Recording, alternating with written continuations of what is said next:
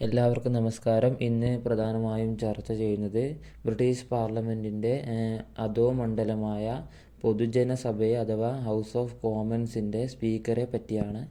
അപ്പോൾ British parliamentary സംവിധാനം എന്ന് പറയുന്നത് മണ്ഡല, അതായത് രണ്ട് മണ്ഡല സംവിധാനത്തിൽ അധിഷ്ഠിതമായിട്ടുള്ളതാണ്. അതായത് ഒന്നാമത്തേതാണ് ഹൗസ് ഓഫ് ലോർഡ്സ്, രണ്ടാമത്തേതാണ് ഹൗസ് ഓഫ് കോമൺസ്. ഇപ്പോൾ ഹൗസ് ഓഫ് ലോർഡ്സിനെ നിയന്ത്രിക്കുന്നത് ലോർഡ് സ്പീക്കറാണ്. അതുപോലെ തന്നെ സഭയുടെ അധ്യക്ഷനും ലോർഡ് സ്പീക്കറായിരിക്കും. അതേസമയം ഹൗസ് ഓഫ് കോമൺസിനും ഉണ്ട് ഒരു സ്പീക്കർ. അദ്ദേഹത്തിൻ്റെ ഫങ്ഷൻസിനെ പറ്റിയുമാണ് ഈ വീഡിയോ ചർച്ച ചെയ്യുന്നത്. എന്നാൽ നമുക്ക് നേരെ വീഡിയോയിലേക്ക് പോകാം. അപ്പോൾ സ്പീക്കറെ പറ്റി പറയുകയാണെങ്കിൽ അദ്ദേഹത്തെ തിരഞ്ഞെടുക്കപ്പെടുന്നത് ഒരു പുതിയ പാർലമെൻറ്റിൻ്റെ രൂപീകരണത്തോട് ആണ്. അതായത് പുതിയ ഒരു പാർലമെൻറ്റിൻ്റെ രൂപീകരണത്തോടെയാണ് ഹൗസ് ഓഫ് കോമൺസിൻ്റെ സ്പീക്കറെ തിരഞ്ഞെടുക്കപ്പെടുന്നത്. മാത്രവുമല്ല പൊതുജനസഭയുടെ മുഖ്യ ഓഫീസറായ അദ്ദേഹത്തെ തിരഞ്ഞെടുക്കുന്നത് സഭാ അംഗങ്ങൾ തന്നെയാണ്. നമ്മൾ കഴിഞ്ഞ വീഡിയോയിൽ ചർച്ച ചെയ്തതാണ്. ഏകദേശം ഒരു 650 അംഗങ്ങളാണ് ഹൗസ് ഓഫ് കോമൺസിൽ ഉള്ളത് എന്നത്. അപ്പോൾ ഈ സഭാ അംഗങ്ങൾ തന്നെയാണ് ഈ ഹൗസ് ഓഫ് കോമൺസിലെ സഭാ അംഗങ്ങൾ തന്നെയാണ് സ്പീക്കറെ ഒരു പൊതു തെരഞ്ഞെടുപ്പിന് ശേഷം തിരഞ്ഞെടുക്കുന്നത്. അത് ഹൗസ് ഓഫ് കോമൺസ് എന്ന സഭയുടെ അധ്യക്ഷനാണ്. അധ്യക്ഷ പദം അലങ്കരിക്കുന്നത് സ്പീക്കറാണ്.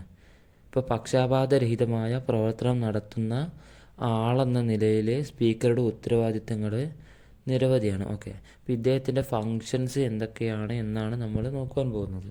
അപ്പോൾ ഹൗസ് ഓഫ് കോമൺസിൻ്റെ സ്പീക്കറുടെ അധികാരങ്ങൾ നമുക്ക് മൂന്നായിട്ട് ചുരുക്കി പറയാം. അതായത് ആദ്യത്തെ ഒരു ഫങ്ഷൻ എന്ന് പറയുന്നത് സഭാ സമ്മേളനങ്ങളിൽ അധ്യക്ഷം വഹിക്കുക എന്നതാണ്. രണ്ടാമത്തേത് അദ്ദേഹം സഭയുടെ വക്താവായി പ്രവർത്തിക്കുന്നു എന്നുള്ളതാണ്. മൂന്നാമത്തേത് സ്പീക്കർ സഭയുടെ പ്രതിനിധിയും കാര്യനിർവാഹകനും ആണ് എന്നുള്ളതാണ്.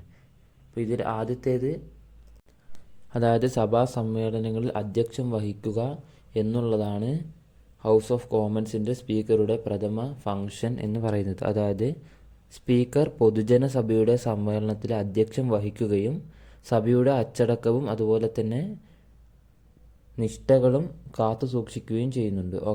ഇപ്പോൾ സഭയുടെ അതായത് പൊതുജനസഭയുടെ സമ്മേളനത്തിൽ അധ്യക്ഷം വഹിക്കേണ്ടത് അതുപോലെ തന്നെ സഭയുടെ അച്ചടക്കവും അതുപോലെ തന്നെ കൃത്യമായ മാനേഴ്സോടു കൂടിയ നിഷ്ഠകളും കാത്തു സൂക്ഷിക്കുകയും ചെയ്യുക എന്നുള്ളത് ഹൗസ് ഓഫ് കോമൺസിൻ്റെ സ്പീക്കറുടെ ഏറ്റവും പ്രധാനപ്പെട്ട ഒരു ഫങ്ഷനാണ്.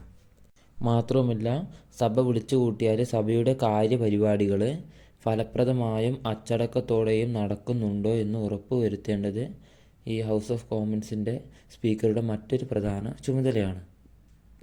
കൂടാതെ ആവർത്തനങ്ങൾ, അതായത് ഇപ്പോൾ ആവർത്തന ചോദ്യങ്ങൾ ചോദിക്കുമ്പോൾ സഭ വിളിച്ചു കൂട്ടിയിട്ട് അതിൻ്റെ സമയം വെറുതെ പോവുകയാണ്. അപ്പോൾ ആവർത്തനങ്ങൾ അതുപോലെ തന്നെ അപ്രധാന കാര്യങ്ങളുടെ പര്യാലോചനകൾ, പ്രാധാന്യമില്ലാത്ത കാര്യങ്ങളുമായി ബന്ധപ്പെട്ട ചർച്ചകൾ, അതുപോലെ തന്നെ ക്രമരാഹിത്യം, അതുപോലെ പാർലമെൻറ്റിന് നിരക്കാത്ത ഭാഷ, അതുപോലെ തന്നെ അംഗങ്ങളുടെ പെരുമാറ്റം എന്നിവ പരിശോധിക്കാനുള്ള അധികാരങ്ങൾ സ്പീക്കറിനുണ്ട്.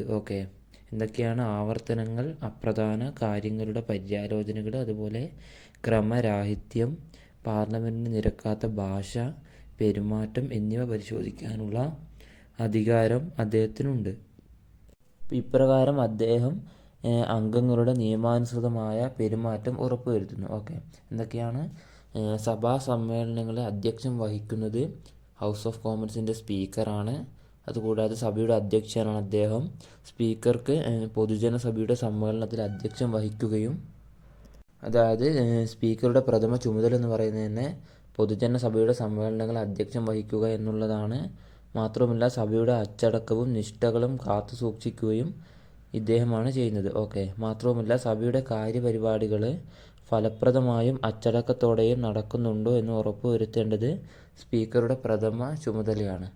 കൂടാതെ ആവർത്തനങ്ങൾ, അതുപോലെ അപ്രധാന കാര്യങ്ങളുടെ പര്യാലോചനകൾ, കൂടാതെ ക്രമരാഹിത്യം, പാർലമെൻറ്റിന് നിരക്കാത്ത ഭാഷ, പെരുമാറ്റം എന്നിവ പരിശോധിക്കാനുള്ള പ്രഥമ അധികാരങ്ങൾ സ്പീക്കറിനുണ്ട്. കൂടാതെ അദ്ദേഹം അംഗങ്ങളുടെ നിയമാനുസൃതമായ പെരുമാറ്റം സഭയിൽ ഉറപ്പുവരുത്തുന്നുണ്ട്. മാത്രവുമല്ല സഭയിലെ ചർച്ചകൾക്ക് ജുഡീഷ്യറിയോടുള്ള വിധേയത്വം പരിപാലിക്കപ്പെടുന്നതും സ്പീക്കറുടെ മേൽനോട്ടത്തിലായിരിക്കും. കൂടാതെ സഭ സമ്മേളിക്കുമ്പോൾ സംവാദങ്ങളിൽ പങ്കെടുക്കാൻ അംഗങ്ങളെ വിളിക്കുന്നതും സഭയിൽ ആര് എപ്പോൾ സംസാരിക്കണമെന്ന് തീരുമാനിക്കുന്നത് സ്പീക്കറാണ്. ചുരുക്കി പറഞ്ഞാൽ ഗവൺമെൻറ്റിൻ്റെ അതായത് കാര്യനിർവഹണ സമിതിയെ നിയന്ത്രിക്കുന്നത് ഹൗസ് ഓഫ് കോമൺസ് ആണ്. അപ്പോൾ ഗവൺമെൻറ്റിൻ്റെ കടന്നുകയറ്റത്തിൽ നിന്ന് അദ്ദേഹം സഭയെ ഹൗസ് ഓഫ് കോമൺസിനെ സംരക്ഷിക്കുന്നുണ്ട്. മാത്രമല്ല ഇദ്ദേഹത്തിൻ്റെ മറ്റൊരു പ്രധാന ഫംഗ്ഷൻ എന്ന് പറയുന്നത് ന്യൂനപക്ഷത്തിന് ചർച്ച ചെയ്യാൻ അവസരം ലഭിക്കുമെന്ന് ഉറപ്പ് ലഭിക്കും വരെ ഭൂരിപക്ഷ പാർട്ടിയിലെ ഒരംഗം സാധാരണയായിട്ട് മുന്നോട്ട് വയ്ക്കുന്ന ചോദ്യം വോട്ടിനിടുന്നത് തടയാൻ ഇദ്ദേഹത്തിന് കഴിയുന്നു എന്നുള്ളതാണ്.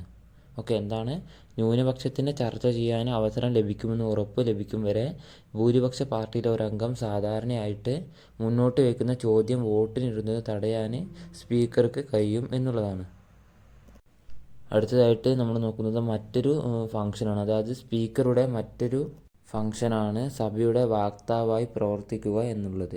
ഇതിലെന്താണ് പറയുന്നത് എന്ന് നോക്കിയാൽ പൊതുജനങ്ങളുടെ അവകാശങ്ങൾ പ്രഖ്യാപിക്കുമ്പോഴും പൊതുജനസഭയുടെ ആജ്ഞകളും തീരുമാനങ്ങളും നടപ്പിൽ വരുത്തുമ്പോഴും സ്പീക്കർ സഭയുടെ വക്താവായിട്ട് പ്രവർത്തിക്കുന്നു. ഓക്കെ, എന്താണ് പൊതുജനങ്ങളുടെ അവകാശങ്ങൾ പ്രഖ്യാപിക്കുമ്പോഴും അതുപോലെ തന്നെ പൊതുജനസഭയുടെ ആജ്ഞകളും തീരുമാനങ്ങളും നടപ്പിൽ വരുത്തുമ്പോഴും സ്പീക്കർ സഭയുടെ വക്താവായിട്ട് പ്രവർത്തിക്കുന്നുണ്ട്. അതായത് ചുരുക്കി പറഞ്ഞാൽ ചില അവസരങ്ങളിൽ രാജാധികാരത്തിനും അതുപോലെ തന്നെ സഭയ്ക്കും ഇടയിലുള്ള ഒരു കണ്ണിയാണ് സ്പീക്കർ. മാത്രവുമല്ല പൊതുജനസഭയിലെ അംഗങ്ങൾക്ക് അതായത് ഹൗസ് ഓഫ് കോമൺസിലെ അംഗങ്ങൾക്ക് സ്പീക്കറിലൂടെയോ അല്ലെങ്കിൽ അദ്ദേഹം തലവനായ ഒരു സമിതിയിലൂടെയോ മാത്രമേ രാജാവുമായിട്ട് സംസാരിക്കാൻ കഴിയുള്ളൂ. ഓക്കെ, അപ്പോൾ ഹൗസ് ഓഫ് കോമൺസിലെ ഏകദേശം 650 അംഗങ്ങളോളമുണ്ട്. അവർക്ക് ബ്രിട്ടനിലെ രാജാവുമായി സംസാരിക്കാനുള്ള ഏക മാർഗം എന്ന് പറയുന്നത് സ്പീക്കറാണ്. അതായത് ഈ ഹൗസ് ഓഫ് കോമൺസിലെ അംഗങ്ങൾക്ക് സ്പീക്കറിലൂടെയോ അല്ലെങ്കിൽ അദ്ദേഹം തലവനായ ഏതെങ്കിലും ഒരു സമിതിയിലൂടെയോ മാത്രമാണ് രാജാവുമായി സംസാരിക്കാൻ അവസരം ലഭിക്കുകയുള്ളൂ. മാത്രമല്ല സഭയ്ക്ക് വേണ്ടി സ്പീക്കർ രാജാവിന് നന്ദി പറയുന്നുണ്ട്. ഓക്കെ, അടുത്ത ഹൗസ് ഓഫ് കോമൺസിലെ സ്പീക്കറുടെ മറ്റൊരു ചുമതല എന്ന് പറയുന്നത് സ്പീക്കർ സഭയുടെ പ്രതിനിധിയും കാര്യനിർവാഹകനും ആണ് എന്നുള്ളതാണ്. ഇതിലെന്താണ് പറയുന്നത് എന്ന് നോക്കിയാൽ സ്പീക്കറുടെ പ്രഥമ ചുമതല അഥവാ ഫംഗ്ഷൻ എന്ന് പറയുന്നതിന് സ്പീക്കർ സഭയുടെ പ്രതിനിധിയും കാര്യനിർവാഹകനുമായി പ്രവർത്തിക്കുന്നു എന്നുള്ളതാണ്.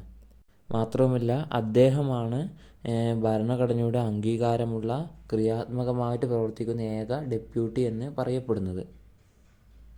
കൂടാതെ സഭയുടെ പേരിൽ വ്യത്യസ്ത ആവശ്യങ്ങൾക്കായിട്ട് നിരവധി വാറണ്ടുകൾ അദ്ദേഹം പുറത്തിറക്കുന്നുണ്ട്. മാത്രവുമല്ല സഭാ സമ്മേളനത്തിനിടയിൽ ഏതെങ്കിലും സീറ്റ് ഒഴിവ് വന്നാൽ പുതിയ തെരഞ്ഞെടുപ്പിനായിട്ട് ഒരു പത്രിക പുറത്തിറക്കാൻ സഭ സ്പീക്കറെ ആഹ്വാനം ചെയ്യുന്നുണ്ട്.